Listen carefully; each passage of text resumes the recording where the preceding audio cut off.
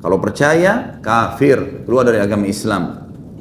Orang-orang yang pergi ke dukun ini mau jalan pintas sebenarnya, karena dia tidak punya kualitas, tidak percaya diri lalu dia pergi ke sana. Mereka mengatakan, berapa banyak ustadz uang yang sudah dikeluarkan? Puluhan juta, mungkin ratusan juta. Untuk mendatangkan duit, mereka ternyata minta syarat-syarat yang tidak mungkin orang datangkan. Seperti misal, minta tikus yatim. Sebenarnya info apa yang dicuri di langit? Apakah info yang dimaksud adalah Lauhul Mahfuz? Pernahkah ada riwayat jin yang berhasil mencuri info tersebut? Hadis Bukhari itu. Itu jelas ada. Yang dicuri adalah informasi tentang Bismillahirrahmanirrahim. Seperti biasa kronologisnya terlebih dahulu. Dukun, ahli nujum adalah yang dimaksud semua di dalamnya peramal, penyamun, penyihir. Ya. Ini semua masuk dalam kategori yang dibahas di sini. Hanya saja dukun lebih fokus kepada penyihir biasanya, dan peramal lebih dikatakan ahli nujum. Makanya Imam Az-Zahabi rahimahullah membedakan keduanya. Tetapi secara hukum sama saja. Kita diharamkan mendatangi dengan cara bertanya kepada dukun, peramal, penyamun, penyihir, siapapun dia, laki-laki dan perempuan, berkedok apapun dia, beralasan agama apapun dia, walaupun muslim, tetap hukumnya haram. Tidak boleh sama sekali kita datang kepada mereka. Kenapa? Karena seluruh dukun, seluruh ahli nujum pasti berinteraksi dengan jin. Dan berinteraksi sama jin, apalagi minta tolong sama mereka, hukumnya haram, tidak dibolehkan. Mereka selalu berusaha mencuri saja informasi dari langit. Sebagaimana sudah pernah saya sampaikan, riwayat tentang batu meteor yang jatuh, kemudian baginda Nabi SAW menjelaskan kepada para sahabat, kalau itu adalah anak-anak panah, malaikat yang dilemparkan kepada syaitan yang berusaha untuk mendengarkan atau mencuri informasi dari langit. Dan banyak di antara mereka yang terbakar dengan anak-anak panah tersebut. Sementara yang lolos di antara mereka akan datang membawa informasi kepada teman-temannya daripada dukun, peramal, penyamun, penyihir ini, menginformasikan kepada mereka berita dari langit. Kata Nabi SAW, dan dari 100 berita, 99 semuanya dusta.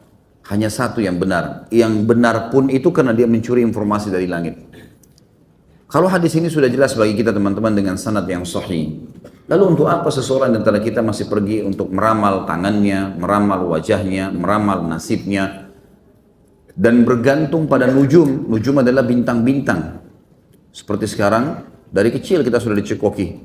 Kamu bulan sekian, lahirnya berarti bintang kamu ini, bintang kamu itu. Dan tidak sedikit di antara kita beli majalah hanya untuk membaca terkaan ahli nujum ini. Diterkalah warna favoritnya bulan ini, diterkalah rezekinya, diterkalah jodohnya, diterkalah makanan favorit dan segala macam hal. Dan ini teman-teman dari zaman dulu, dari zaman orang-orang filosof dari Yunan, mereka sudah melakukan dan mereka percaya semua itu, bintang-bintang Sagittarius lah, Taurus dan semuanya adalah nama-nama dewanya mereka. Dan kalau antum masih menarik dan percaya itu berarti percaya sama dengan dulu orang-orang yang tidak punya Tuhan. Mereka percaya dengan dewa-dewa. Semua itu tidak benar. Dan semua itu diharamkan. Tidak dibolehkan teman-teman sekalian. Seorang muslim punya pondasi dasar. Sesuatu yang telah berlalu, yang dia kerjakan. Kalau baik dia bersyukur. Kalau salah dia minta maaf sama Allah. Clear bagi dia. Sesuatu ke depan, dia dioptimiskan dalam syariat untuk berbuat. Buat, selama masih bernafas, lakukan. Wa quli malu, kata Allah. Fasayarallahu amalakum wa rasuluh. Berbuatlah, beramallah, maksimalkan. Allah dan Rasulnya akan melihat perbuatan kalian. Artinya Allah SWT akan menilai itu. Rasulullah SAW nanti hari kiamat bertemu dengan kita dan tahu, oh ini hamba, ini pengikutku, ini umatku yang patuh dan ini umatku yang tidak patuh. Ya. Kata Nabi SAW dalam hadis lain, kalau di tangan seseorang di antara kalian ada bibit yang dia mau tanam dan dia tahu besok terjadi kiamat, tetap ditancapkan. Tidak ada kata pesimis dalam Islam. Semuanya optimis. Semuanya yakin dengan beramal. Tidak ada sesuatu yang ditebak-tebak, tapi sesuatu yang pasti. Rutinitas kita sudah jelas. Mana yang wajib, mana yang sunnah, mana yang haram, mana yang makruh, mana yang mubah. Kita sudah tahu semuanya. Dari makanan, dari minuman, dari pergaulan, dari pendapatan. Semua kita sudah diberitahukan dalam syariat. Maka orang muslim tidak butuh peramal. Untuk apa diramal teman-teman sekalian? Untuk apa datang kepada orang-orang yang menebak-debak? Tidak jelas. Padahal kita sudah tahu. Masa lalu kita kalau salah, ada syariat menjelaskan. Ini salah loh kau berbuat. Zina, bohong, riba, dan seterusnya. Caranya taubat, clear. Kita berbuat amal soleh, kita sempat sholat, alhamdulillah, syukuri. Saya akan terima hasilnya hari kiamat. Tidak ada tebak-tebak ini. Ini pasti. Allah tidak akan pungkiri janjinya. Sesuatu yang masa depan, lakukan yang terbaik. Sampai dikatakan dalam pepatah bahasa Arab, kalau hari ini lebih baik daripada kemarin, kau telah beruntung. Dan kalau seandainya hari besok lebih baik daripada hari ini, kau adalah orang yang paling sukses. Karena sesuatu yang kalah bagi seorang muslim. Semuanya jelas bagi dia. Tidak butuh nujum, tidak butuh terkan-terkan bintang. Bisa benar, bisa salah. Terlebih lagi memang mendatangi mereka, konsultasi dengan mereka, coba-coba bertanya pada mereka, hukumnya dosa besar. Kalau percaya, kafir, keluar dari agama Islam. Kita akan bacakan dalil-dalilnya. Imam Az-Zahabi rahimahullah mengangkat dalil pertama adalah surah Isra ayat 36. A'udzu billahi minasyaitonir rajim wa la taqfu ma laysa laka bihi ilm.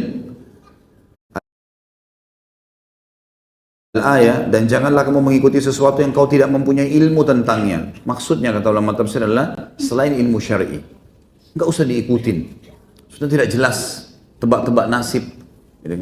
Dan subhanallah pasti di belakang mereka penipuan. Enggak ada dukun yang tidak menipu, mustahil menipu. Menipu dengan suara, menipu dengan gerakan, menipu dengan pemandangan, menipu dengan segala macam. Allah sebutkan dalam Al-Quran itu. Penyihir Fir'aun dikatakan yukhayyalu min sihrihim annaha tas'a. Mereka selalu memperlihatkan sesuatu dengan sihir mereka seakan-akan itu bergerak. Memang begitu. Seakan-akan itu nyata. Tapi semuanya dusta. Dan kita sudah dilarang dalam agama untuk mengikuti mereka. Di sini dilarang mengikuti semua ilmu yang keluar dari hukum syariat atau bertolak belakang dengan hukum syariat. Kalau urusan ilmu dunia, dan ilmu dunia itu bermanfaat, punya maslahat ketemu dengan hukum syariat, maka itu dibolehkan.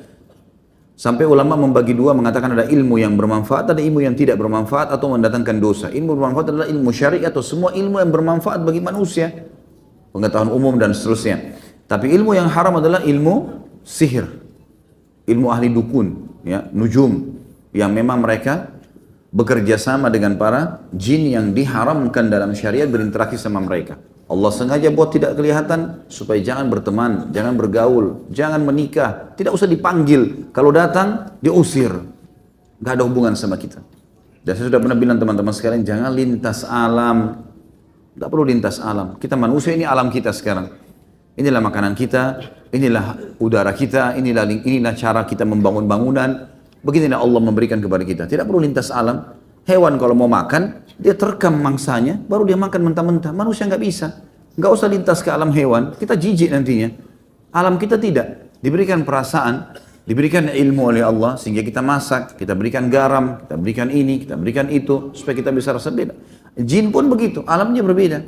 Makanannya beda dengan makanan kita, dimensi waktu berbeda, postur tubuh berbeda. Untuk apa? Ada orang mau ngetes-ngetes, sengaja mau panggil syaitan, sengaja mau nikah dengan syaitan. Untuk apa ini? Bukankah sering dibuatkan begitu di acara-acara media kita? Dibuatkan acara sengaja manggil syaitan. Sengaja direkayasa seperti syaitan itu ada, mengganggu. Nah, semua itu teman-teman sekalian. Makin dibuat itu makin jadi-jadi mereka. Sebagaimana Allah sebutkan dalam surah Jin yang pernah saya sebutkan, orang-orang Arab jahiliyah, mereka kalau safar, mereka selalu berkata pada saat sebelum Nabi SAW diutus, dan sebelum mengingatkan mereka karena wahyu belum turun, mereka selalu kalau tiba di sebuah lembah, mereka ngambil setengah bekalnya, pimpinan kafilah itu, lalu kemudian dia berkata pimpinan kafilah, hai penjaga lembah, ambillah setengah bekal kami, jangan ganggu kami. Padahal sebenarnya tidak ada apa-apa di lembah itu. Nggak ada apa-apa, akhi, kalau antum jalan sendiri, nggak ada apa-apa. Nggak ada masalah. Coba antum duduk di situ, antum duduk, tidur, nggak ada apa-apa, sama sekali. Syaitan cuma membisikkan saja, tidak lebih daripada itu. Menakut-nakuti. Kalau kita berani, dia tidak bisa buat apa-apa. Maka Allah mengatakan, fazaduhum rahaqa. Maka syaitan-syaitan itu makin mengerjain mereka. Kalau kita takut, maka dia akan jadi-jadi. Ini nanti mungkin di sana ada terdengar suara ya. Oh nanti ada cangkul di belakang rumah saya ya. Nanti ada suara bayi di atas atap saya ya. Nanti apalah segala macam khurafat yang dia karang sendiri. Syaitan tunggangi. Makin jadi. Makin kita anggap dia lemah, maka makin lemah dia. Seperti itulah. Jadi harus difahami teman-teman sekalian, tidak boleh sama sekali kita masuk ke alam itu. Tidak perlu. Tidak perlu lintas alam. Hiduplah sebagai manusia yang kita sudah lalui selama ini, umur antum 30, 40 tahun, 50 tahun, itulah kehidupan kita. Tinggal kita sesuai dengan syariat, mana halal, mana haram. Udah nggak usah lintas alam. Yang kedua adalah dalam surah Al-Hujurat. Surah Hujurat ini sebenarnya menjelaskan tentang masalah sangka. Semua ilmu nujum, ilmu ramalan, ilmu dukun, semuanya sangka. Semuanya prasangka. Mereka bertanya juga kepada kita. Mereka juga berusaha mengatakan baik, serahkan kepada saya ini, serahkan kepada saya itu syaratnya. Kemudian mereka suruh kembali nanti. Kenapa disuruh kembali? Mereka juga bersangka, cari tahu. Lalu untuk apa kita minta tolong sama mereka teman-teman sekalian? Allah mengatakan, di sini Imam Adz-Dzahabi maksudnya mau datangkan semua ilmu dukun, ilmu ramalan, penyamun, penyihir, semuanya sama, isinya prasangka. Dan Allah mengatakan inna ba'dadh-dhanni itsm. Prasangka-prasangka itu akan membawa pada perbuatan dosa. Dalam surah Jin ayat 26 sampai 27 Allah Subhanahu wa taala menjelaskan kepada kita bahwasanya tidak ada yang tahu gaib. Gaib sesuatu tidak dijangkau oleh mata manusia, enggak ada yang tahu itu. Jin pun tidak tahu. Kenapa kita harus minta pada mereka? Mereka juga tidak tahu itu sebenarnya. Mereka hanya berusaha mencuri informasi dari langit. Allah SWT menjelaskan dalam surah Jin, khusus bicara masalah golongan makhluk ini yang banyak menyesatkan manusia. Alimul ghaibi fala yudhiru ala ghaibihi ahada. Dialah adalah Rabb, dia adalah Rabb Allah Subhanahu wa taala yang mengetahui yang gaib dan dia tidak memperlihatkan kepada seorang pun tentang yang gaib itu illa man irtada mir rasul, kecuali yang ia ridhoi dari rasul yang diutus. Itu pun para rasul hanya melihat sebagian, seperti Nabi SAW melihat sebagian, ya. Kemudian yang lain-lainnya, para nabi-nabi, Nabi Musa, Nabi Isa, dilihatkan sebagian dari keajaiban dan hal-hal yang gaib di mata manusia, gitu kan. Tetapi tidak semuanya. Kalau hanya di sini dalam ayat dikatakan rasul saja dan utusan Allah saja yang diperlihatkan, maka pastikan semua jin, semua syaitan tidak mengerti apa-apa. Menipu kita saja teman-teman sekalian, menipu. Si dukun ditipu oleh jinnya, kita ditipu oleh dukunnya. Minta duit lah, minta inilah, minta itulah, segala macam hal. Ingin orang lain suka, saya sudah pernah sampaikan. Ada manusiawi kok.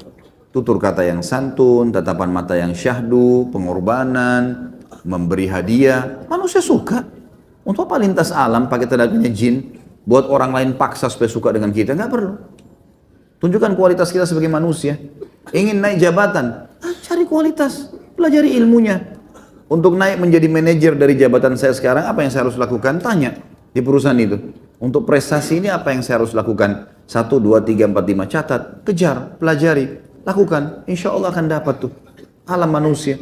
Gak usah pakai ilmu-ilmu seperti ini lalu membuat supaya pimpinan perusahaan suka sama dia. Gak perlu. Anda yang bekerja menjadi pembantu rumah tangga, menjadi supir, untuk apa ini? Pasang-pasang sembarangan di rumahnya, jimat-jimat lah, tulisan-tulisan lah supaya majikannya suka. Dusta semua itu. Dusta, gitu kan. Itu tidak benar semua. Bekerja yang benar. Kata Nabi SAW, Inna Allah yuhibbu min abdin idha amila amalan an yudkhinahu. Kata kunci orang sukses, kata Nabi SAW, Allah sangat cinta dengan seorang hamba yang menguasai pekerjaannya. Coba tekuni deh. Jadi supir yang benar, profesional, bagus pasti.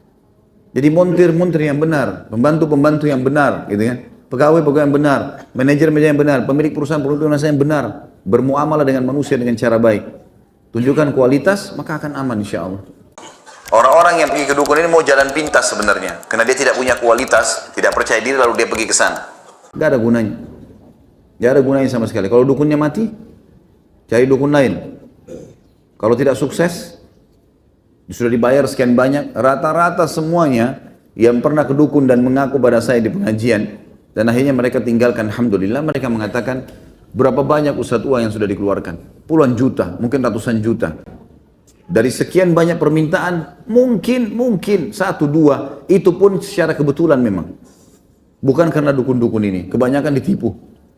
Ada yang dukunnya lari, ada yang syaratnya terlalu banyak, susah, ada yang segala macam hal lah, buruk semuanya. Kemudian dikatakan juga di dalam hadis Nabi SAW, dan hadis ini yang sudah masyhur sekali, dan ini yang paling banyak dipegang oleh para ulama, tentang haramnya seseorang mendatangi dukun, peramal, penyamun, dan penyihir.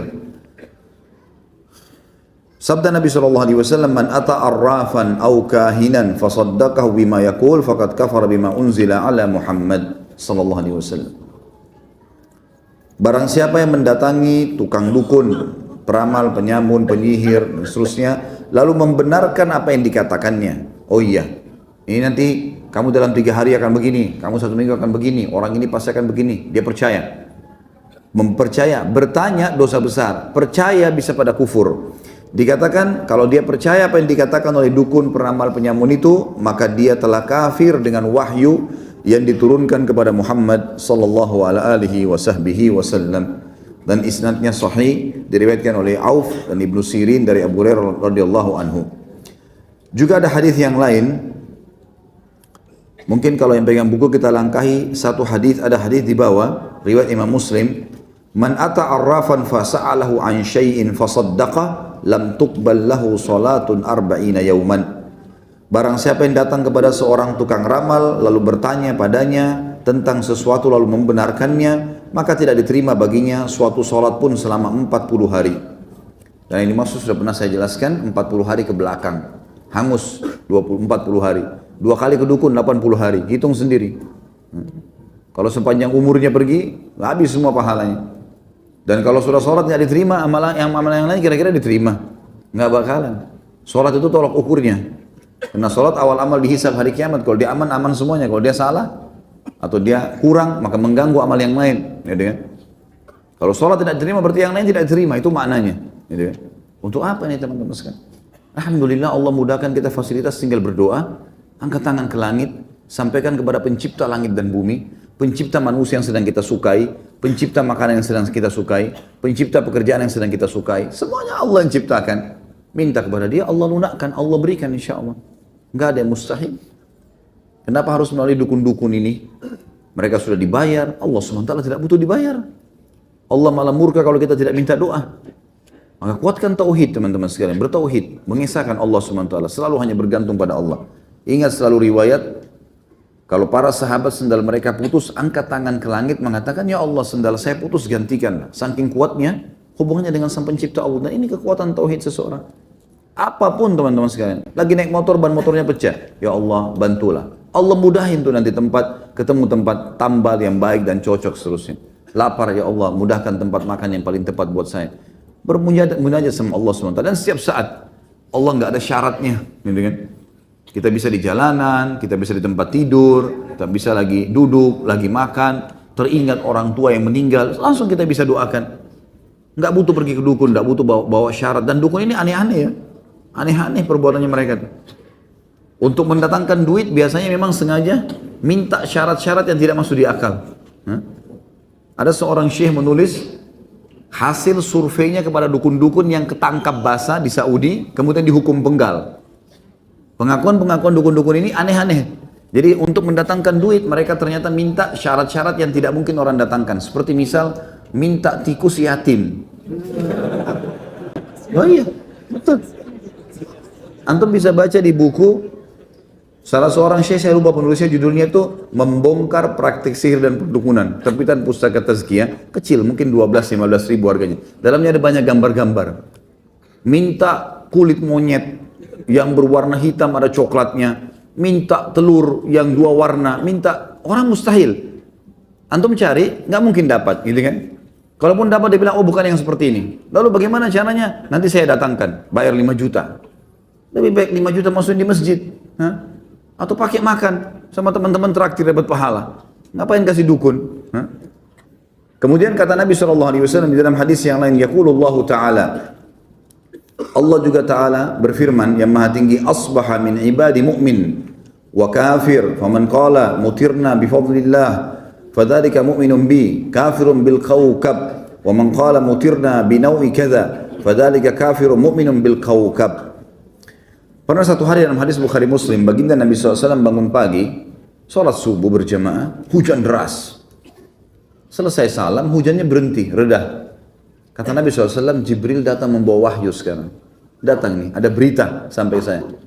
Bahwasanya Allah berfirman, telah tiba pada pagi hari ini hamba-hambaku yang beriman dan kafir. Siapa yang mengatakan kami mendapatkan hujan karena karunia dari Allah, ini hujan tadi malam turun deras nih, karena Allah yang turunkan, maka dia beriman kepadaku, kata Allah, dan dia kafir kepada bintang-bintang. Tapi siapa yang mengatakan kami hujan ini karena bintang seperti ini telah terbentuk tadi malam, karena bentuk bintang ini, dan seterusnya, maka dia telah beriman kepada bintang dan kafir kepadaku. Bayangkan. Tidak ada lagi cerita teman-teman, apapun yang terjadi dengan izin Allah. Mau musim itu datang, musim ini terjadi karena Allah. Kalau Allah mau tidak akan terjadi. Harus dikembalikan kepada Allah Subhanahu wa taala semua. Tidak boleh sama sekali kita menganggap ada andilnya makhluk di situ. Allah cuma jadikan makhluk sebagai penyebab saja. Tapi pelaku yang sebenarnya Allah yang Maha Tinggi dan Maha Pemurah. Maka semuanya. Ini bayangkan hujan saja. Mungkin ada orang bilang, oh karena musim, oh mungkin karena bintang berbentuk seperti ini. Nabi SAW sudah jelaskan. Yang mengatakan hujan turun karena Allah turunkan, mau musim panas pun kalau Allah mau turun hujan, gitu kan? Kuasa Allah. Maka dia beriman padaku, pada Allah, dan dia kafir kepada bintang-bintang. Dan siapa yang bilang bintang hujan turun karena bintang ini, maka berarti dia telah beriman pada bintang itu. Dia mengatakan bintang itu punya kekuatan dan dia telah kafir kepadaku. Kemudian dalam hadis yang lain, mungkin kalau ada yang mengatakan, saya kalau cuma baca buku ramalan, ya, ramalan bintang lah, mungkin nama-nama bintang tadi, Sagittarius lah, apalah segala macam nama-nama khurafat ini. Kalau saya cuma percaya itu saja kok, saya tidak datang ke dukun, cuma baca majalahnya saja. Saya cuma baca, masuk di HP saya program, saya download, kemudian saya ikutin ramalan-ramalan tersebut. Apa yang dikatakan sekarang? Zodiak ya? Inilah macam-macam, segala macam, ular lah. Ini tahun ular, ini tahun babi, ini tahun ini. Di dalam Islam. Tahun Hijriah. Selesai. Clear. Nggak ada babi, nggak ada ini, nggak ada banteng, nggak ada segala macam. Khurafat semua. Apa kata Nabi SAW? Perhatikan hadis di sini ditutup oleh Imam Al-Dhahabi, hadis sahih. Man iktabasa syu'batan minan nujum, iktabasa syu'batan minas sihir. Barang siapa yang mengambil sesuatu dari ilmu nujum, ilmu bintang-bintang tadi, ramal-ramalan, ya, nebak-nebak nasib dan seterusnya, maka dia telah mengambil sesuatu dari jenis apa? Apa tulisan di bukunya? Ilmu sihir. Berarti itu bagian dari sihir teman-teman sekalian. Jadi jangan dianggap sihir itu nanti kalau orang memantra-mantra orang lain, tidak. Percaya pun bintang dan ramalan sudah bagian dari sihir. Ini sabda Nabi SAW. Berarti sihir ini, dukun, peramal, penyamun, penyihir, memang satu grup ini. Memang sama-sama semua. Dari tadi saya bilang, sama semua. Dan ini semua menggunakan tenaga-tenaga jin. Dan ini hukumnya haram. Hukumnya haram teman-teman sekalian. Kembalilah kepada Allah Subhanahu wa ta'ala. Lihat bagaimana kehidupan para sahabat ridwanullahi alaihim. Mereka berperang manusiawi, nggak pernah minta tenaga jin. Tidak ada riwayat Nabi SAW minta tolong di perang Badar, perang Uhud pakai tenaga jin, nggak ada. Tapi bisa panggil mereka, enak, orang Quraisy nggak lihat kan? Jin fulan bunuh sana, dibunuh, nggak ada. Tapi nggak ada. Nah, itu. Orang-orang kafir Quraisy juga banyak loh dukun. Tapi mereka tidak bisa pakai jin-jinnya untuk melawan muslimin di perang Badar dan Uhud. Kalau kita balik kasusnya, nggak pernah. Padahal di Mekah penuh, peramal-peramal pendukun banyak. Mereka mantra-mantrain pasukannya pada saat berangkat. Nggak ada bisa ganggu muslimin. Di kancah peperangan, setannya lari semua lihat mujahidin. Begitu lihat mereka sudah ketakutan. Karena di pasukan muslimin ada juga malaikat, gitu kan. Kalau teman-teman antum yakin setan-setan itu, naudzubillah, mudah-mudahan tidak, bisa memberikan sesuatu. Bagaimana? Sementara dia gaib, nggak kelihatan. Bagaimana dengan malaikat di sebelah kiri kanan kita? Bagaimana dengan Allah yang menciptakan semua itu? Jauh lebih mampu. Kenapa nggak minta kepada Sang Pencipta Allah Subhanahu wa Ta'ala secara langsung? Allahu a'lam. Baik, kita masuk pertanyaan kita yang hari ini. Apakah pesulap termasuk syirik? Apakah menonton pesulap termasuk dosa? Apakah menyukai pesulap dan mempercayai menjadi keluar dari Islam? Apakah menghipnotis termasuk dosa? Sulap sebenarnya kira-kira cenderung kemana? Hah? Hah? Trik. Kalau penyihir, apa bedanya? Penyihir pakai trik juga nggak? Sama saja. Sudah kehabisan kerjaan nih jadi pesulap. Cari pekerjaan yang baik. Paling sedikit kalau dia bilang saya cuma gunakan trik, ada manipulasi. Ada condong, umumnya orang memandang itu sama saja dengan penyihir. Lebih baik ditinggalkan. Apalagi yang muslim-muslim ini, lebih baik ditinggalkan. Kalau penyulapnya kita sarankan tinggalkan, dan tidak bisa kita katakan syirik ya. Beda. Kalau dia hanya sekedar menggunakan trik-trik tertentu, membolak-balikan ada kertas, tapi memang sudah diatur sehingga jadi warna sekian, cuma trik-trik saja. Ini lebih mendekati kepada masalah manipulasi data, atau misalnya memang kadang-kadang mendekati kepada keadaan-keadaan penyihir-penyihir. Lebih baik dihindari. Kalau syirik betul-betul dia menyekutukan Allah, seperti penyihirnya, gitu kan? Dia meminta tolong kepada syaitan-syaitan. Kalau pesulap saja kita bahasakan tadi minimal syubhat dan harusnya dijauhi, gitu kan, ditinggalkan, maka tentu menontonnya juga lebih baik jangan dilakukan, gitu. Kalau yang dimaksud dengan pesulap di sini adalah penyihir yang betul-betul dia seperti menghipnotis, ya, itu sudah bagian dari sihir itu. Mustahil orang ditepuk kemudian melakukan apa yang dia inginkan baru dikatakan bukan sihir. Itulah sihir yang sebenarnya, gitu kan, menguasai orang. Kemudian lalu menyuruh dia membuat sesuatu. Itu sihir, itu jelas tidak boleh. Dan ini bagian daripada sihir yang tidak boleh. Mempercayai orang-orang yang seperti ini, jadi dosa juga. Ya. Masuk dalam kategori hadis tadi yang sudah kita jelaskan panjang lebar. Bagaimana jika salah satu keluarga kita meninggal karena sihir yang dikirim oleh dukun? Apakah korban itu mati syahid? Dan apakah pahala yang menyihir nanti akan dilimpahkan ke korban di hari penghisaban nanti? Mudah-mudahan ya, kita berharap mudah-mudahan dia mati syahid. Tapi saya belum pernah menemukan lafaz hadis yang berbunyi orang yang dibunuh oleh penyihir dia mati syahid. Karena Nabi SAW sudah rincikan kan orang mati syahid ya. Orang yang mati di medan perang, orang yang mati terbakar, orang yang mati tenggelam, orang yang mati itu semua disebutkan. Tapi tentu saja dia terzalimi. Mudah-mudahan itu adalah husnul khatimah, kebaikan. Tapi tidak bisa kita vonis atau kita katakan orang ini adalah mati syahid. Kalau masalah nanti penyihir ini, kalau dia muslim juga penyihirnya ini, hari kiamat akan ketemu dengan orang yang disihirnya dan mati, apakah nanti akan diambil pahalanya? Tentu saja. Kecuali si penyihir taubat. Lalu bagaimana caranya si penyihir taubat sementara orang yang disihir sudah mati? Sama kasusnya pembunuh. Ingat hadis orang yang membunuh 99 jiwa? Diterima kan taubatnya? Nah kalau dia sudah taubat nasuha, insya Allah diterima taubatnya. Tetapi hukum-hukum dia sama Allah sudah selesai, dia taubat. Tinggal bagaimana dengan makhluk itu? Dia harus memperbanyak menyebutkan kebaikan-kebaikannya, dia mendoakan, dia sedekah buat si mayit, gitu kan? Demi untuk membalas kesalahan dia dulu. Insya Allah bisa, gitu. Insya Allah bisa itu. Tapi kalau dia tidak taubat, tentulah ya hukum berlaku. Di hari kiamat, pahala-pahala dia kalau dia muslim pun akan diambil.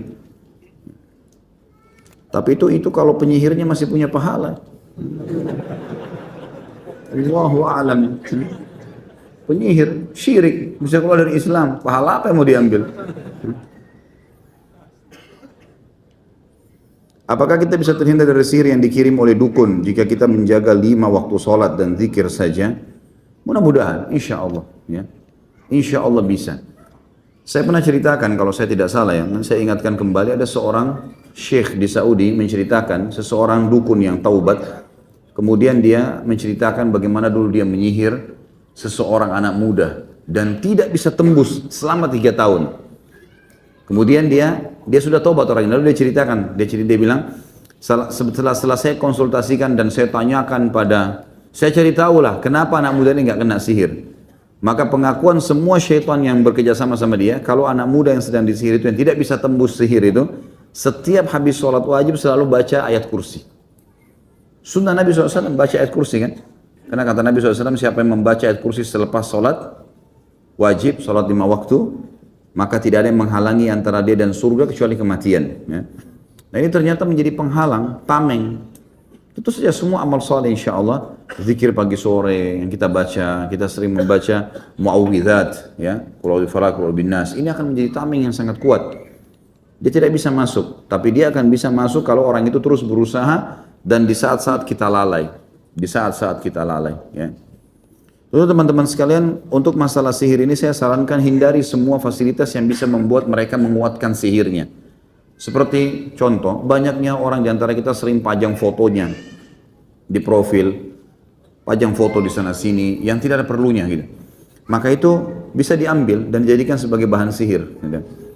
Atau mungkin kita sendiri berinteraksi dengan orang-orang yang memang kita tahu orang ini sebenarnya bisa berinteraksi sama alam-alam itu. Gak usah dijadikan sebagai teman.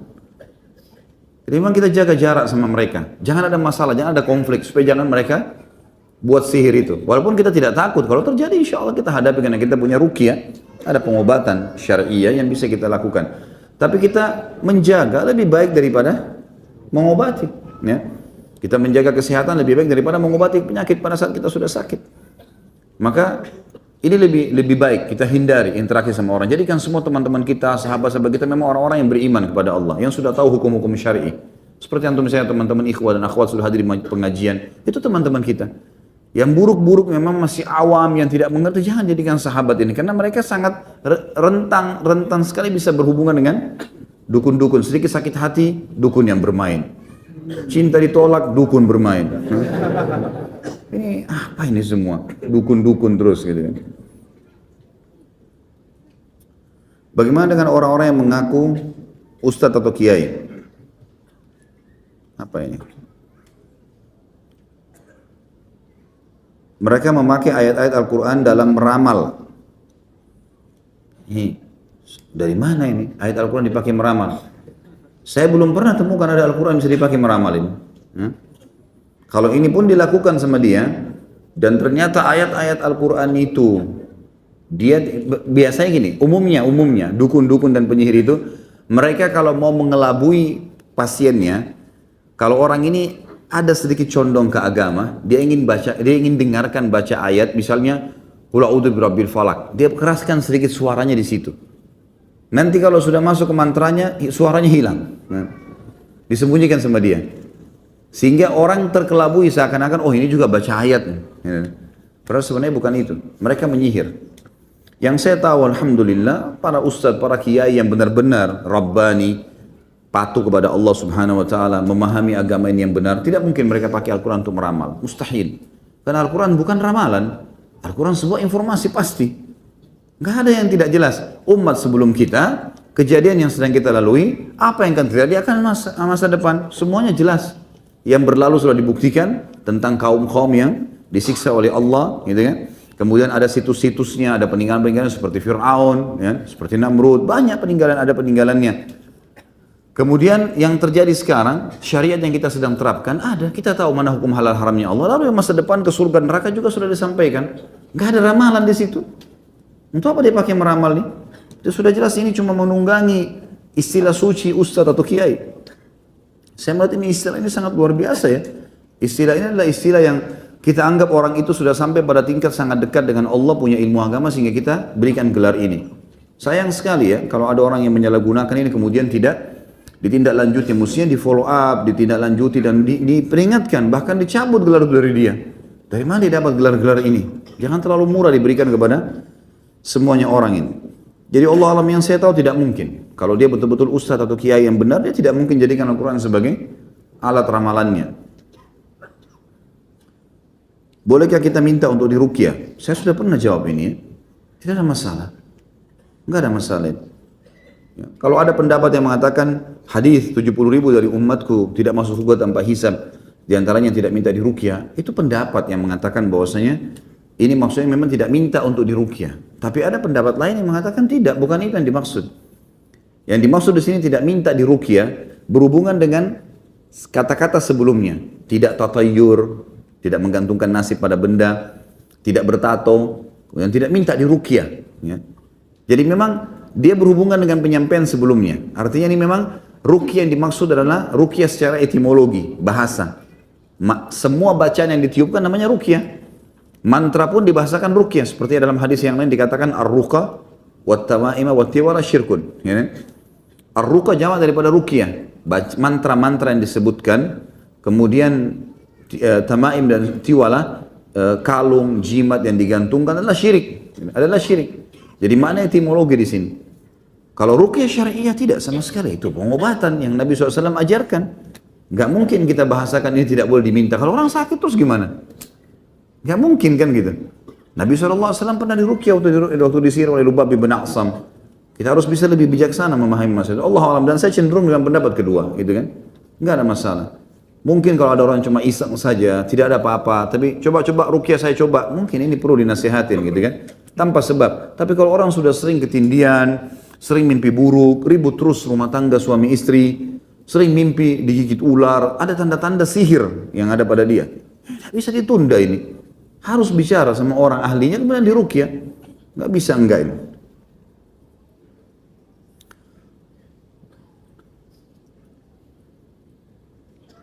Bagaimana hukum konsultasi dengan ustadz yang sering memberikan terapi dengan ayat Al-Quran yang ditulis dan direndam dalam air dan sejenisnya, membuatkan ayat Al-Quran dan disimpan dalam dompet?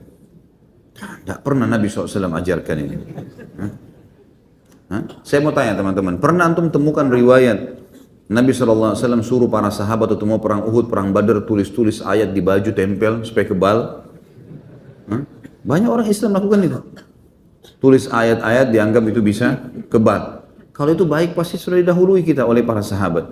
Mereka berperang, manusiawi, bertakbir, bertasbih, luka, alhamdulillah, luka di jalan Allah, mati ya mati syahid kan gitu. Ini tidak perlu semuanya teman-teman sekalian ya.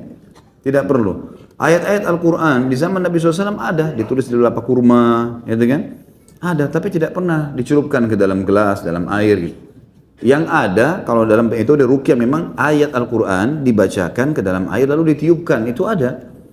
Itu memang ada, tapi kalau kayak gini dikatakan tadi kertas dicelupkan di dalam air atau potongan ayat Al-Quran ditaruh dalam dompet, ini tidak pernah ada anjuran. Al-Quran itu bukan ditaruh di dompet. Baca, dibaca, bukan ditaruh di dompet. Atau Al-Quran kecil sekali tidak jelas apakah itu benar Al-Quran atau tidak. Lalu digantung-gantung di leher, ini tidak pernah ada contoh gitu kan. Tapi kalau tetap ada orang mengotot lakukan, ya hak dia, silahkan. Daripada nanti dikira saya lagi nyerang, gitu kan. Ya silahkan lakukan semaunya deh, gitu kan. Saya mengingatkan apa yang saya tahu, lebih baik dijauhi. Karena ini tidak pernah ada contoh dari baginda Nabi SAW. Dan alhamdulillah Islam sudah jelas. Rasulullah SAW sudah jelaskan semua, maka tidak perlu kita tambah dan kurangi. Pak Ustadz, saya bekerja di gedung yang liftnya tidak ada angka 4, 13 dan lainnya. Bagaimana saya harus bersikap sebagai seorang muslim? Tidak usah diyakini, jangan ikuti keyakinannya orang yang punya building. Karena mereka anggap orang angka 4 itu angka sial. Nggak ada sial dalam Islam. Tidak ada hari sial, tidak ada waktu sial, tidak ada dalam Islam itu. Gitu kan? Yang ada hari lebih baik dari hari yang lain. Iya, waktu lebih baik dari waktu yang lain. Tempat lebih baik daripada tempat yang lain, itu ada. Seperti misalnya hari Jumat lebih baik daripada hari yang lain. Gitu kan?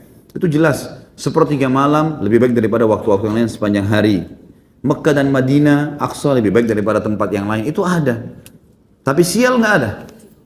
Makanya kata Nabi SAW, La tasubbud dahar. Allah SWT berfirman dalam hadis qudsi riwayat Bukhari, La tasubbud dahar fa innid dahar. Jangan pernah kalian mencaci maki atau menyalahkan waktu karena aku penciptanya, kata Allah.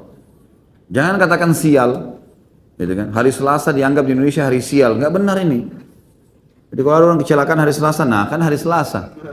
Ada hubungannya. Kenapa hari Selasa? Pindah rumah bulan Muharram panas, nggak bisa. Bulan Muharram bulan suci. Kenapa nggak apa-apa kalau orang pindah? Nggak boleh menikah bulan Muharram. Kalau dia meninggal pas sebelum selesai Muharram, rugi kan nggak menikah? Belajarlah ilmu yang benar gitu kan. Ada syariat yang sudah jelas. Apa itu khurafat? Apakah benar itu adalah nama seseorang yang diculik ke alam jin, lalu setelah beberapa lama dikembalikan ke alam manusia? Dari mana ini? Ini yang disampaikan oleh antum itu khurafat. Khurafat itu kebohongan, kedustaan. Ini yang ditulis tadi contohnya, ini khurafat. Alhamdulillah terjawab sendiri. La ilaha illallah.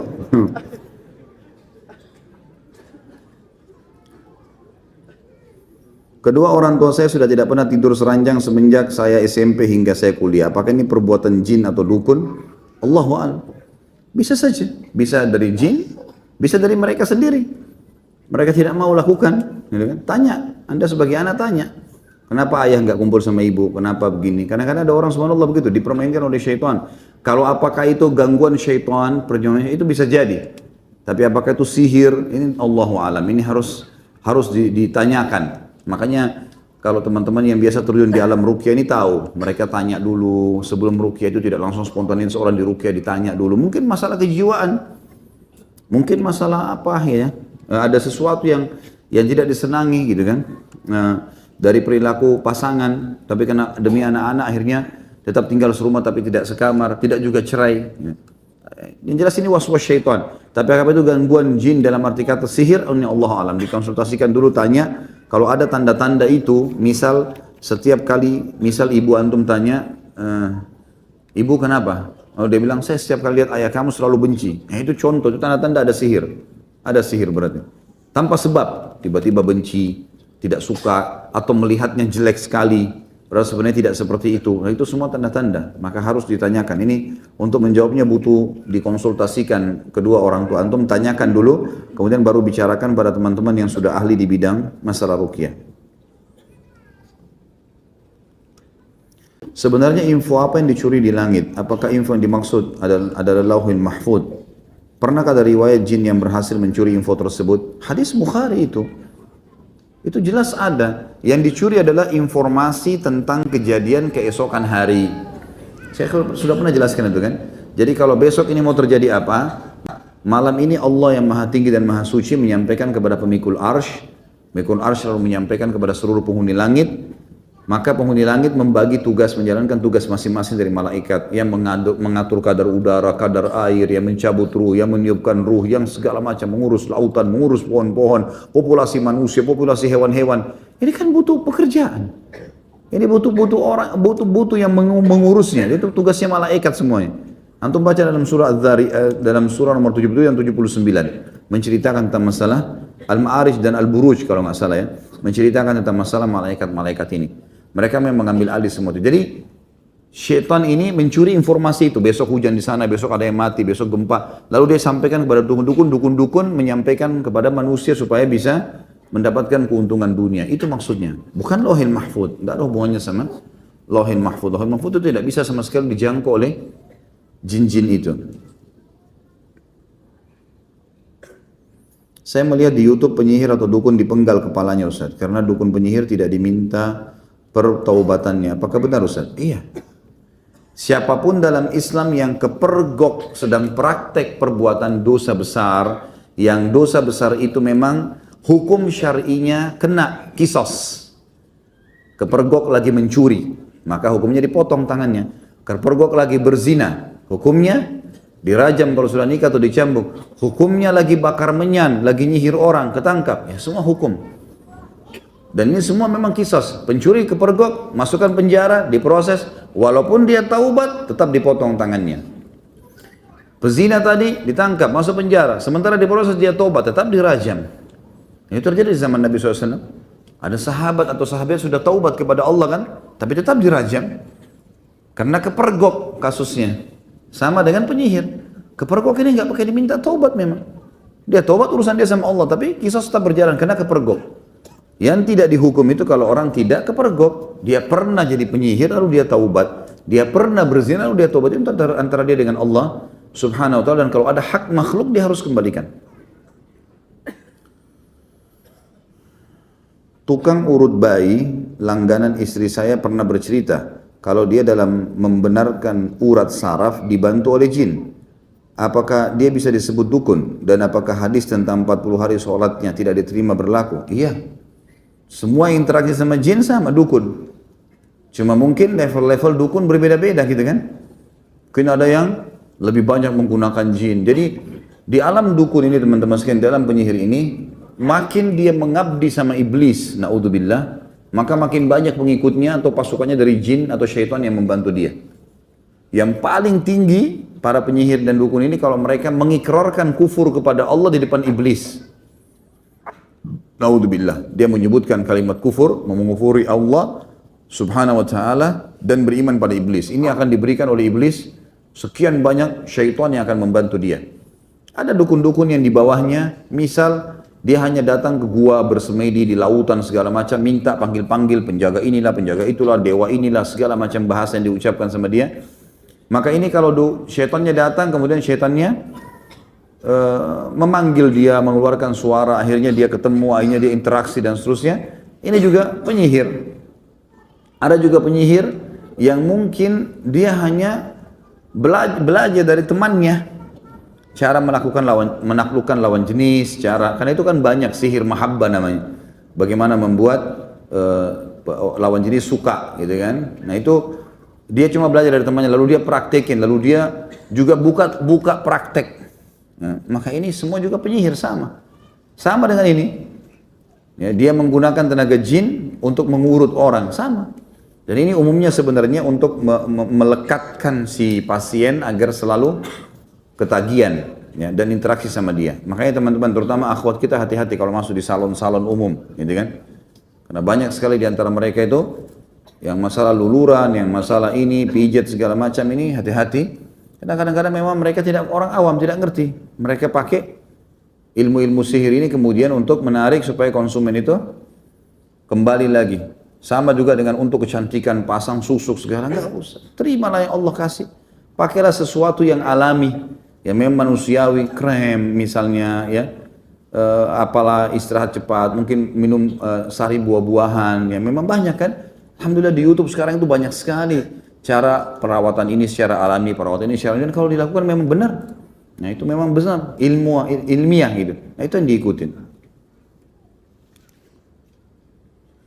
Bagaimana dengan pengobatan alternatif atau seseorang yang dapat mengobati berbagai penyakit? Apakah termasuk dosa besar apabila kita ke sana?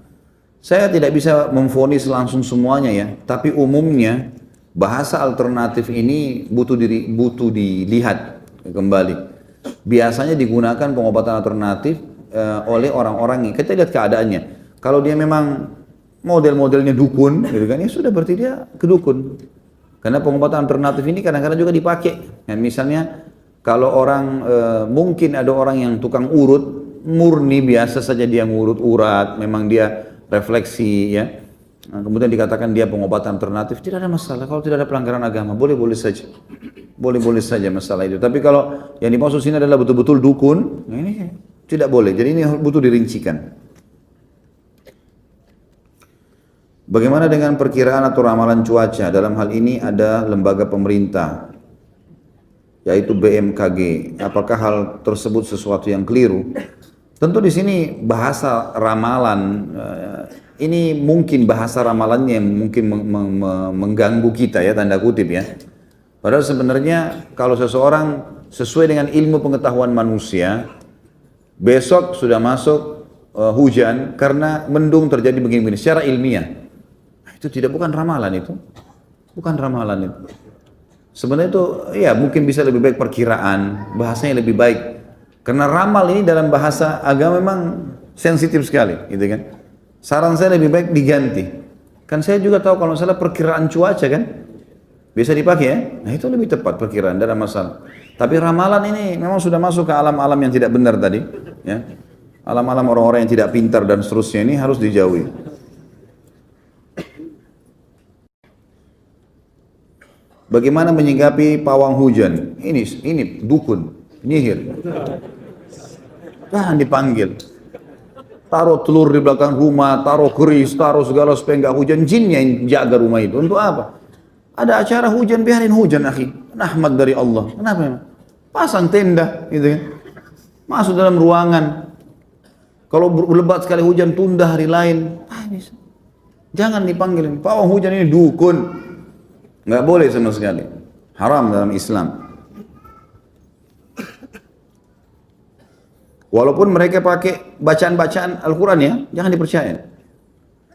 Paling sedikit itu tanam telur di belakang rumah, taruh apalah batu kerikil sekian banyak dan segala macam khurafat semuanya. Apakah mendatangi dukun urut juga tidak dibenarkan? Saya pernah mengalami patah tulang dan berobat melalui dukun urut. Bagaimana hukum pengobatannya karena proses penyembuhannya tidak dapat diterima akal sehat? Apakah ada sihir di dalamnya? Ini sama juga butuh rincian tadi saya. Ada orang murni alami, seperti misalnya orang olahraga tiba-tiba kejang betisnya, lalu kemudian diurut sembuh, bisa terjadi kan? Refleksi bisa terjadi. Orang sakit kepala diurut sembuh, itu insya Allah tidak ada masalah. Tergantung ini dia pakai apa nih. Kayak tadi misalnya, alangkah baiknya kalau memang ada teman-teman yang langganan dengan tukang-tukang urut. Biasanya gitu ada yang dipanggil ke rumah gitu kan. Ya mungkin sesama jenis laki-laki sama laki-laki, mungkin bapak-bapak teman-teman ikhwah capek lalu ada langganannya. Boleh ditanya. Muslim ya misalnya. Terus kemudian ditanya, bagaimana ini? Apa ini sebenarnya yang dilakukan ini? Urut apa? Oh ini refleksi Pak, murni gini. Ada gunakan jin? Enggak ada. Ya sudah, alhamdulillah. Kita tanya. Enggak masalah. Loh kenapa? Apa yang aneh nih? Antum malu mau nanya pakai jin atau tidak? Saya pernah ada orang refleksi datang, langganan saya datang ke rumah, saya tanya, pakai jin enggak? Saya tanya. Orang mukmin harus jelas, fi sarahatin raha, di setiap keterus-terangan ada kejelasan. Dia bilang enggak ada Pak Ustaz. Ya sudah, alhamdulillah. Ya. Kalau pakai jin enggak bisa ini, jangan urut saya.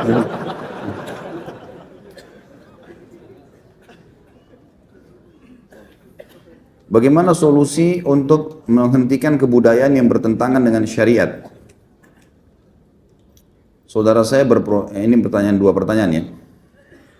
Tentu teman-teman sekalian, semenjak Anda atau Antum sudah belajar agama Islam, apalagi ikut kajian-kajian sunnah yang insya Allah kita usahakan murni kembali kepada wahyu Al-Quran dan sunnah, ada dalilnya kita kerjakan, tidak ada kita tinggalkan teman-teman sekalian, maka sudah harus difahami bahwa tradisi dan kebudayaan seorang muslim adalah Islam itu sendiri. Islam itu sendiri. Mulai sekarang jadikan Islam sebagai budaya antum, sebagai tradisi antum. Makannya makan Islam, pakaiannya pakaian Islam, pernikahannya pernikahan Islam. Semua Islam. Yang bertolak belakang dengan Islam, kebiasaan suku saya, kalau lagi acara telanjang pakai kain daun-daun saja nari-nari. Tinggalkan. Tidak bisa. Jangan dibilang ini budaya kita. Ya ini hati-hati, tidak bisa dikatakan. Dan tidak, apa gunanya kita pertahankan? Kita pamerkan pada dunia, oh kalau di Indonesia ada orang yang telanjang, kan tidak mungkin. Ya, secara rasional saja gitu kan. Artinya bukan saya suruh hapus dan tanpa pertimbangan, tidak. Karena ini jauh lebih baik. Seorang muslim harus jadikan Islam sebagai tradisi dan kebudayaannya. Makanya setelah Jazirah Arab dan para sahabat masuk Islam, semua tradisi jahiliyah ditinggalkan. Semuanya. Nggak ada lagi bagi mereka kecuali Islam itu sendiri. Jadikan Islam sebagai tradisi, jangan tradisi diislamkan. Ini yang bahaya nih. Tradisi sukunya ditarik supaya jadi diislamisasikan. Nggak bisa ini teman-teman sekalian. Nggak mungkin ketemu, gitu kan? Baju adat yang jelas-jelas pamer aurat misalnya lalu dikatakan ini bisa diislamisasikan, tidak bisa, susah. Gimana caranya? Tidak mungkin ketemu kan? Setelah Islam datang teman-teman memang sudah berubah semua, subhanallah. Cuma Islam saja, nggak ada lagi yang lain. Antum tidak butuh yang lain sudah. Jadikan Islam sebagai tradisi yang paling tepat. Saudara saya berprofesi sebagai dukun, bagaimana saya menasihatinya? Karena dia paman saya. Sampaikan apa adanya. Sampaikan duduk baik-baik. Kalau memang beliau suka baca buku, kasih hadiah buku, gitu kan. Ingat ya, setiap ada orang yang melakukan satu pelanggaran teman-teman sekalian yang sedang kita benci dalam agama adalah, Masya Allah, jangan tambah lagi. Cukup. Ini aja sudah, Pak Yoyo sudah cukup. Masya Allah, jam berapa saya pulangin? Sampai mana tadi? Sampai lupa.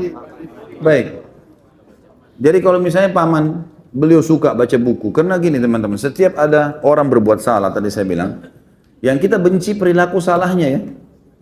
Jadi paman antum jadi dukun ini, yang kita benci kedukunannya itu, perilaku dukunnya, bukan fisik paman atau status pamannya. Karena ini tetap suci dalam Islam, paman kita baik dalam Islam gitu kan. Dia manusia sama kita, anak Adam, Bani Adam.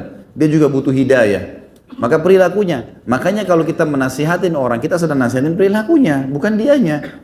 Fahami dulu ini, sehingga kita tidak perlu takut Allah menyampaikan kebenaran. Karena kita sebenarnya bukan sedang mengganggu kepamannya dia. Ya, kedudukan dia sebagai paman, bukan itu. Kita sedang meluruskan kesalahannya saja. Nah tinggal retorika. Kalau dia suka baca buku, kasih buku misalnya kan. Atau kalau dia bisa dengar, atau mungkin memang kita dekat dengan dia bisa kita berikan nasihat, nontonkan ceramah-ceramah dari YouTube. Itu kan sangat besar sekali manfaatnya. Saya lihat banyak sekali ikhwan dan akhwat sampaikan ke saya, dia karena sering share ceramah-ceramah ke keluarga, ke teman-temannya, dan alhamdulillah responnya sangat besar. Ada memang satu dua orang yang tidak nyantol dengan ceramah, tapi alhamdulillah yang lainnya jadi baik. Ya. Sambil juga didoakan. Tugas kita berikhtiar. Ma'alaika indal balagh. Kata Allah SWT kepada Nabi SAW, tugasmu hanya menyampaikan, hai Muhammad. Begitu juga kita. Ya.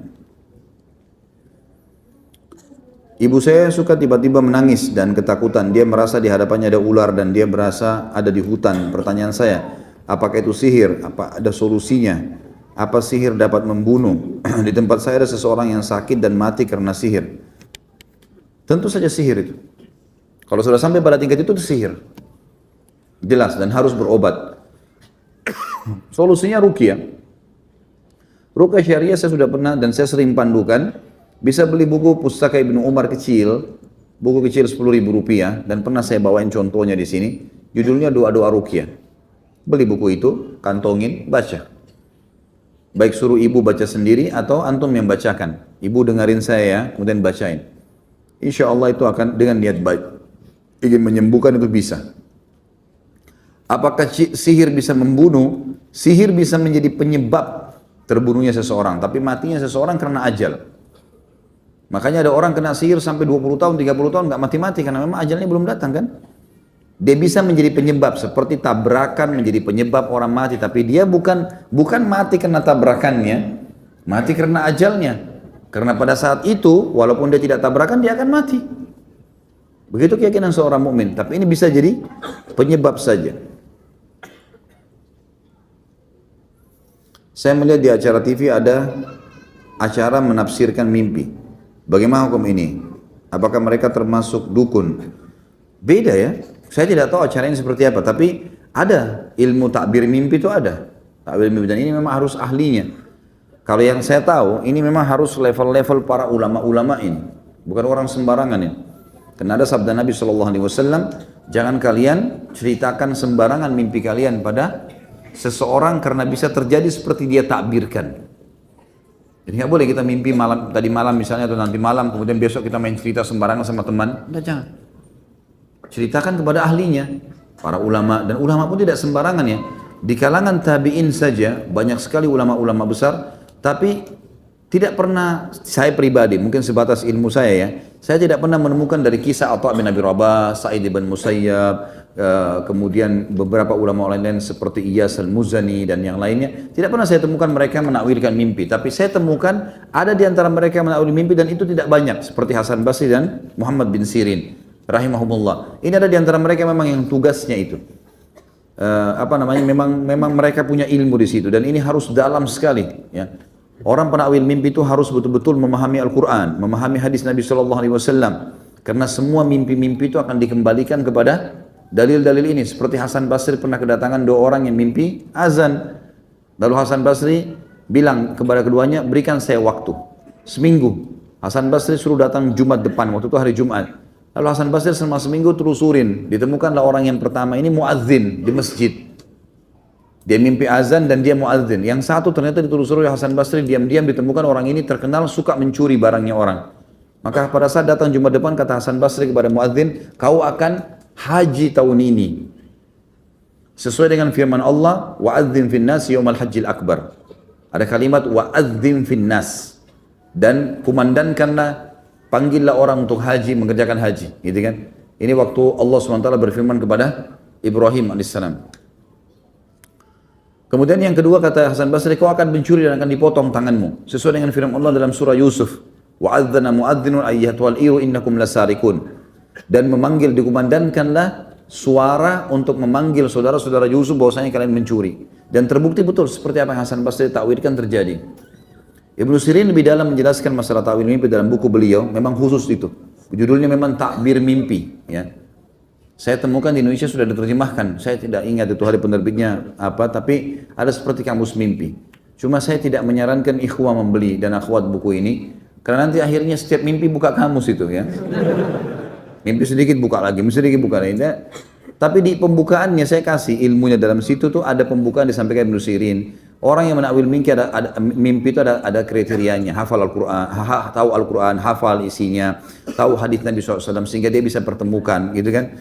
Karena memang beliau menyebutkan juga kalau seseorang lagi hadapin masalah misalnya, dan ini disebutkan juga oleh Abu Dawud dalam Sunan Nabi Dawud, pernah kami pelajari tingkat 3 kuliah masalah takbir mimpi. Itu kalau seseorang mimpi misalnya dia naik kapal dalam sebuah masalah dia, kemudian kapal itu berhasil membawa dia ke sebuah daratan, berarti dia akan keluar dari masalah yang sedang dia hadapi. Misal diambil daripada kejadian Nuh alaihissalam diselamatkan oleh Allah dengan kapal. Jadi dia menakwilkan seperti itu. Tapi Hasan Basri memberikan poin penting, Ibnu Sirin memberikan poin penting bahwasanya tidak boleh menakwilkan mimpi ahli maksiat, tidak masuk dalamnya, tidak paham Al-Quran, tidak paham sunnah, ahli maksiat, ya, tidak boleh sembarangan takbir mimpi ini. Dan juga orang harus selain paham Al-Quran dan sunnah harus paham tentang kondisi dan lokasi yang sedang dia ada. Misal contoh, dikasih contoh oleh beliau, kalau seseorang mimpi gajah misalnya, di wilayah yang gajah dihormati, emang gajah dianggap tunggangan yang bagus gitu loh, maka berarti dia akan mendapatkan kebaikan. Tapi kalau dia mimpi gajah di wilayah yang gajah sering dibunuh, ya, atau dimusuhi, maka berarti ada masalah yang akan dia hadapi. Seperti itulah, ya. Jadi memang ini butuh bab khusus gitu, ya. Dan Allah alam, saya melihat ini lebih baik orang tidak membuka dirinya untuk itu. Ya, karena membuka pintu ini butuh ilmu yang sangat dalam. Lebih baik dia menjelaskan hukum-hukum syar'i yang lain. Dan berarti teman-teman ikhwah juga jangan nonton itu, ya. Saran saya tentunya, ya, saya tidak menyalahkan siapa yang sedang menyampaikan, karena terus terang demi Allah saya nggak tahu ini acara apa, siapa yang menyampaikan saya tidak tahu. Cuma saya membahasakan secara global. Saya pernah disuruh untuk melakukan mandi kembang oleh paman saya dengan alasan untuk mempermudah rezeki. Bagaimana cara bertobatnya? Dan bagaimana pandangan Ustaz dengan ritual mandi kembang, baik di acara pernikahan atau adat? Tidak usah mandi kembang. Mandi air biasa pakai sabun biasa. Karena selalu relevansinya mandi kembang itu berhubungan dengan alam-alam dukun jin ini. Gitu kan? Jadi nggak usah gitu. Sama tradisi-tradisi pernikahan harus dimandikan di tempat yang terbuka sehingga pengantin perempuannya sudah sakit flu duluan sebelum menikah, harus disiram dengan air ini air itu. Biarkan dia mandi sama suaminya nanti, setelah menikah silakan mandi sana. Jadi dimudahin saja. Tidak pernah ada di zaman sahabat itu, di zaman Nabi, karena kita tolak ukurnya selalu Nabi dan sahabat, ya. Tidak pernah ada riwayat itu sahabat disuruh mandi oleh Rasulullah SAW sebelum nikah, mandi kembang dulu, ya, atau pakai pelapa kurma atau pakai, tidak pernah sama sekali. Tidak pernah ada riwayat. Itu kan, ini kan syariat, ya. Masa kita diajar cara cebok kemudian tidak diajar cara seperti itu? Nggak mungkin. Kalau bagian dari syariat, sudah tinggalin aja, nggak usah. Jadi kembali seperti apa yang saya jelaskan tadi teman-teman. Jadikan Islam sebagai tradisi. Jangan tradisi diislamkan ini. Ini jadi masalah nanti buat kita. Akhirnya banyak ditambah-tambah dalam agama. Kalau bagaimana cara taubatnya, ini Allahu alam. Ini saya tidak tahu. Kalau memang tadi sudah dikatakan dimandikan untuk mendapatkan rezeki, berarti sudah bagian dari sihir ini. Retorikanya adalah dia bertobat kepada Allah Subhanahu wa taala dan coba dia ruqyah dirinya sendiri, baca beberapa ayat-ayat ruqyah, kemudian dia tiupkan ke telapak tangannya lalu diusap ke tubuhnya. Kalau dia merasa ada panas, ya, gatal, meriang, ya, maka itu berarti ada indikasi. Maka itu cukup diusap setiap hari insyaallah. Dengan ayat-ayat ruqyah ditiup ke telapak tangan, diusap lagi dengan minta kepada Allah agar disembuhkan, insya Allah sembuh. Alhamdulillah, semoga channel Masih Lurus bersama Ustadz Khalid Basalamah kali ini bisa membawa manfaat, menambah ilmu, serta ketakwaan kita kepada Allah. Wassalamualaikum warahmatullahi wabarakatuh.